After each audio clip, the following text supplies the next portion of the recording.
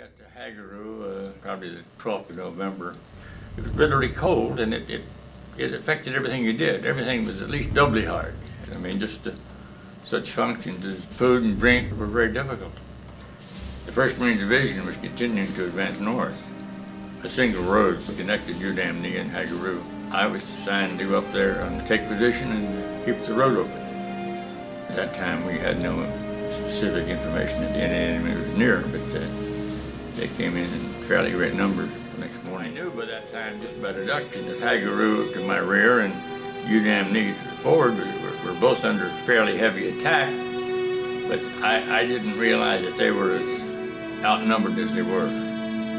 My inclination was always to obey the spirit of any order I received and improve on it if I could, expand it, add to it. And as I started sizing up my situation, it was obvious to me that it was very important to hold this piece of ground. This was a tough mission against a tough enemy, and I never regretted the action I took. I still think it was the right decision. Certainly not trying to refuse to obey an order. It just seemed like it was the thing to do. My feeling for a mixture of pride in what we had done and proud of them for what they had done.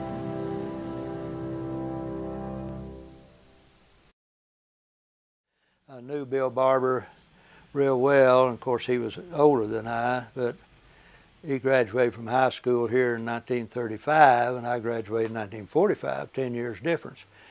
But then he would come back here to visit with family and whatnot, and then I followed all of his career, and especially as a recipient of the Medal of Honor.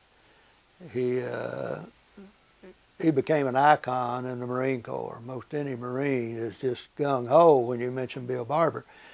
And so I felt like he's very deserving if we had a statue here. And of course, they're expensive. Ran into Shorty Terry, who's the adjutant of VFW here in West Liberty, post 7225.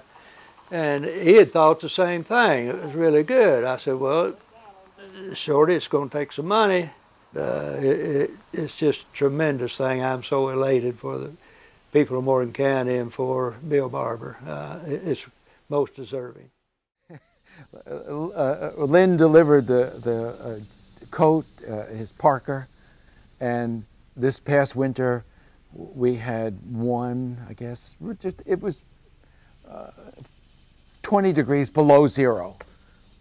So I literally layered up, put the jacket on, and walked for 3 miles.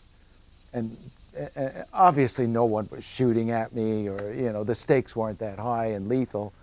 But, I mean, I was cold. And to be 5 days without sleep in that kind of environment, plus people trying to kill you, it had to be extraordinary, absolutely extraordinary. But I tried to get a sense of, you know. That particular moment seemed to be, without a doubt, the moment that had to be captured in bronze, because he had already talked to his superiors, made his decisions.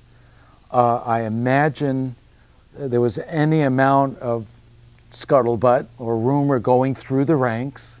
What are we doing? What's going on next? Because as an enlisted man, which I was, you don't know everything until the officers or the staff sergeants, gunnery sergeants tell you what's going on. So in D.C. or Virginia, in the museum, he's got a phone in each hand, right? And there's a medic attending to his wound. So that's a moment where he is negotiating what has to be done. And I thought the moment that's the most important would be when he has to tell his men what we have to do. And we're going to pay for it.